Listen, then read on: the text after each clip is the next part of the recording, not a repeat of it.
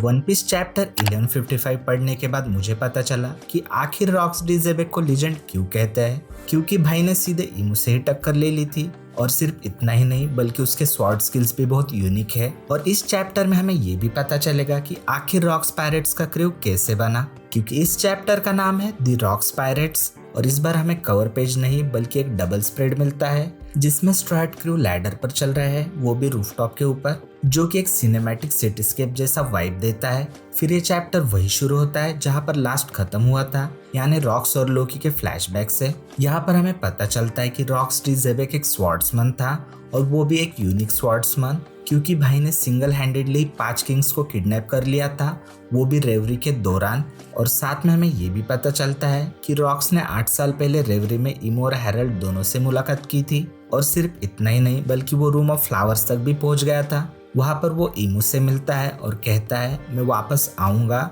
और साथ में वो एक और शॉकिंग लाइन बोलता है, वो कहता है I am a fan of Davy Jones. और अगर आप लोगों को याद होगा तो डेवी जोन्स वही है जिसने डेवबैक फाइट स्टार्ट की थी।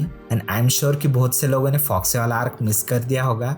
फिर यहाँ पर ये भी रिवील होता है कि उस वक्त गुंको इमू की पर्सनल सर्वेंट थी, जो कि शायद आज भी है। फिर वहाँ पर रॉक्स और हैरल्ड के बीच में क्लैश होता है, और ये क्लैश इतना इंटेंस होता है ना कि हमें रॉजर और व्हाइट बियर्ड की याद आ जाती है। और इस क्लैश से पूरे रेवरी में हाकी वेव्स फैल जाती है। और यहाँ पर हमें ये भी बताया जाता है कि एक बार रॉक्स ने वर्ल्ड गवर्नमेंट का जस्टिस गेट तक तोड़ दिया था, वही एनएस लॉबी और इम्पेल डाउन वाला गेट, जिसने स्ट्राइड्स को लगभग फंसा ही दिया था अगर उनके पास सांजी और बोन क्ले नहीं होते तो।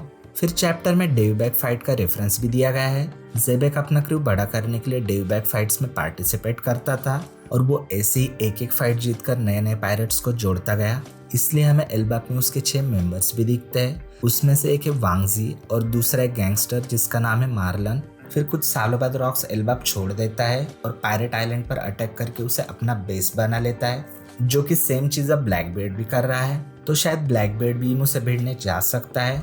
और हाँ, नेक्स्ट वीक ब्रेक है, तो अगर आपको ये स्पॉयलर्स ऑसम लगे हो ना तो वीडियो को लाइक कर देना और कमेंट्स में ज़रूर बताना क्या तुम चाहते हो कि रॉक्स का एक मिनी आर्क हो। और ऐसे स्पॉयलर्स के लिए चैनल को सब्सक्राइब करके बेल आइकन दबा दो।